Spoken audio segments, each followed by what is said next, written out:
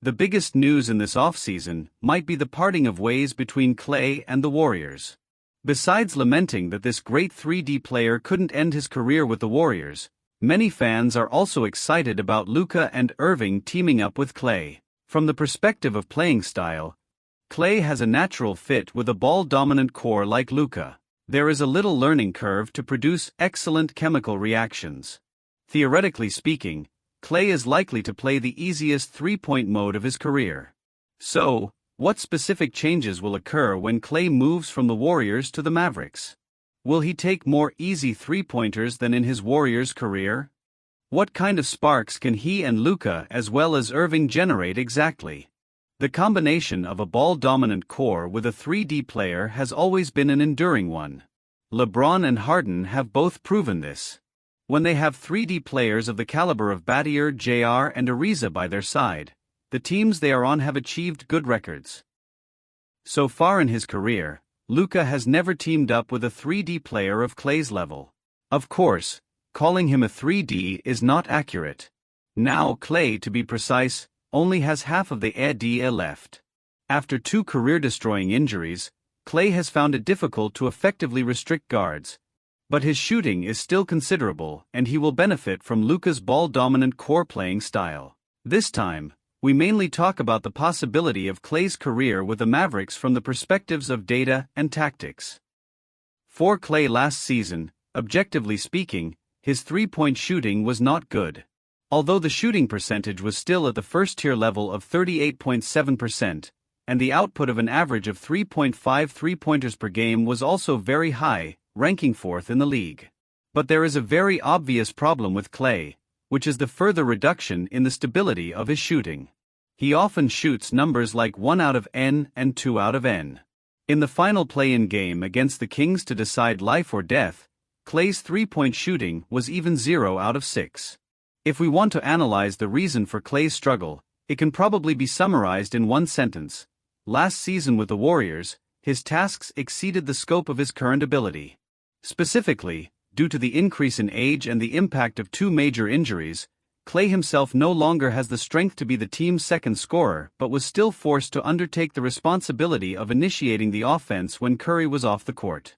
Klay took a large number of difficult three-pointers after seizing a slight opportunity, which seriously affected his three-point efficiency. Therefore, after coming to the Mavericks, the biggest change is that he no longer needs to bear the responsibility of initiating the offense. Both Luka and Irving have much higher abilities to initiate the offense than Klay. Klay doesn't have to find ways to create shooting opportunities anymore, but only focus on one thing, which is to shoot that damn ball in. Fortunately, shooting is still in Klay's blood. He is still one of the best players on this planet in catch and shoot and shooting off screens. From the data perspective, Klay averaged 7.1 catch and shoot three-point attempts per game last season, making 2.7 of them, with a shooting percentage as high as 38.1%.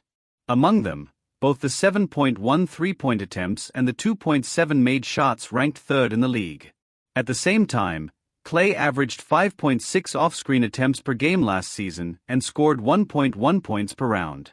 The shooting percentage after off-screen was 42.7%, the efficiency was average, but the output was the highest in the league. This catch-and-shoot playing style fits Luka and Irving perfectly. In the regular season last season, Luka averaged 17.8 breakthroughs per game, ranking 4th in the league. In the playoffs, this number became 20 times, and the ranking also jumped to 3rd in the league.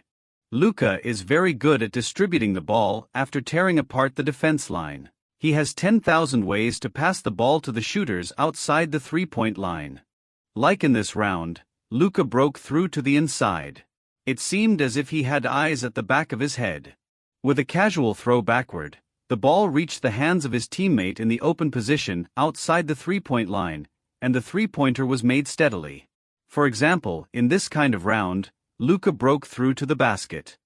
After attracting multiple defenders, he surprisingly made a behind-the-back bounce pass among the crowd. The replay can show that this pass completely tore apart the opponent's defense line, and in the end, the teammate made an open three-pointer easily. Just imagine, if it wasn't Kleber and Grant Williams who received the ball in the above 2 rounds, but Klay, how unbeatable the offense would be. It's worth mentioning that although Irving's number of breakthroughs is less than Luka's, his average number of breakthroughs in the playoffs is also as high as 13 times, which is also at the top of the league. After tearing apart the defense line, he can also bring good three-point opportunities to Klay. And one point cannot be ignored. Because of Luka's strong ability in on-ball offense, many times he is double-teamed almost as soon as he gets the ball. As long as the ball is transferred a little faster later, teammates will definitely get an easy wide-open three-point opportunity. This point is also good news for a marksman like Klay. For example, in this round, after Luka got the ball, the opponent directly used a double-team outside the three-point line. But Luka calmly passed the ball to Lively, who was in position to receive it. Lively then passed it to PJ. After the ball was transferred, it was actually Irving who got this wide-open three-point opportunity in the end. Since Luka is usually double-teamed at the top of the key, sometimes even just after crossing half-court, therefore, the teammates behind only need to handle the 4-on-3 situation to get an open opportunity. Whether it's Irving or Klay who gets this opportunity, it will make the opponent desperate. Based on the above rounds, the second change in Klay's career with the Mavericks emerges. His spot-up three-point shooting is bound to increase, while running catch-and-shoot will decrease accordingly. In the Mavericks' tactical system, there is no need for others to run off the ball outside the three-point line. Shooters only need to stand in position to create space for Doncic and Irving. For example, this is a round of positional offense. Except for the person who sets a pick-and-roll with Luka, the other three players stand at the two bottom corners and the weak side 45-degree angle respectively, clearing a path for Luka's offense. They don't need any off-ball movement during this process and just need to be ready to receive the ball. Therefore, Klay might take many very easy three-pointers, or even wide-open three-pointers, next season. But looking at the data, Klay might first need to change and adapt to the new shooting environment. Last season, when Klay faced defense within 4 to 6 feet, that is, the shooting percentage of open three-pointers was 39.2%, while the shooting percentage of wide-open three-pointers with defense over 6 feet was 37.9%. But strangely, when facing within 4 feet, that is, when there was interference from defenders, Klay's shooting percentage was the highest, reaching 39.5%. Just looking at the data, for a shooter like him, whether his shooting touch is on seems to be more important than whether there is interference. But objective laws are objective laws. Under a large sample, an open shot is always an easier shooting method than having someone defend. For Klay's shooting skills, it's not difficult to adjust. In addition, in the new season, because Klay will reduce the number of runs, his physical condition will be better than last season, and this will also affect his three-point shooting. Finally, let's talk about his chemical reaction with Luka and Irving, as well as the tactics that the Mavericks can develop. What was mentioned earlier was that Klay benefited from the playing styles of Luka and Irving. In fact, the effect is mutual. After Klay creates space, the singles and pick-and-roll offenses of Luka and Irving will also be more unstoppable. When they meet the Celtics again, at least the possibility of opening up the offense will be much greater. In the finals, the Celtics seemingly played unlimited switching defense without double-teaming, forcing Luka and Irving to play singles.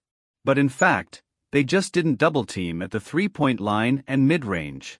When it came to a relatively deep position, they would definitely let go of the Mavericks' PJ and Jones to double-team Luka and Irving. They were certain that these two couldn't effectively punish them. Therefore, the offensive environment that Luka and Irving faced in the finals was extremely bad. When they broke through a little deeper, the passes they made couldn't be converted into points. And relying on jump shots was too inefficient and lacked lethality, and couldn't kill the game at all. And the only game they won was also the game where the opponent didn't defend much under the basket. But after Klay's arrival, at least when Luka and Irving broke through, there are 2 points on the outside that can't be left open. If the remaining one also has a good shooting touch, then the personal offense of the twin stars will easily be effective. Here we have to emphasize one point. If there is no double-teaming or help defense and let Luka and Irving drive to the basket, then they can really win the game by their personal ability. The Wolves lost Game 1 like this. Therefore, Klay's arrival is equivalent to having an additional option of poison on the offensive end. The opponent either has to double-team Luka and Irving and bet on Klay's three-point shooting touch, or let Luka and Irving break through unscrupulously. When all three have a good shooting touch, this is an almost unsolvable proposition. Of course, the Mavericks traded for Klay not just to have him stay in the corner and shoot three-pointers. More importantly, it's to have Klay serve as the third scoring option for the Mavericks. Although Luka and Irving are very powerful, there will always be days when they are not at their best. In the past, at such times, the Mavericks almost gave up. But when Klay arrives, the Mavericks can design some tactics specifically for Klay to increase the offense initiation apart from Luka and Irving. The first one is the relatively common handoff shooting. Last season, Klay scored 0.96 points per round with handoffs, with a shooting percentage of 38.4%. The efficiency was not high, but from the perspective of a substitute, such efficiency is sufficient. Therefore, during the substitute connection period, the Mavericks will play some handoff tactics between Lively and Klay. Irving acts as a decoy to attract the defense, and Klay cuts out with the screen and receives the ball for a three-pointer or mid-range shot with a handoff.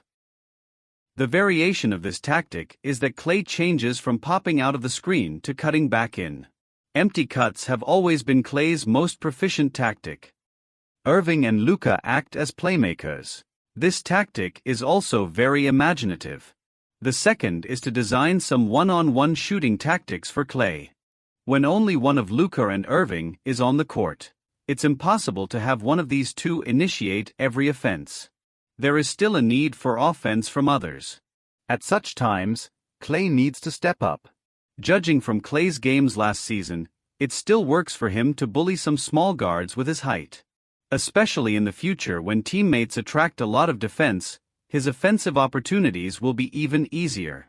The last tactic is a pick and roll between Luka or Irving and Klay.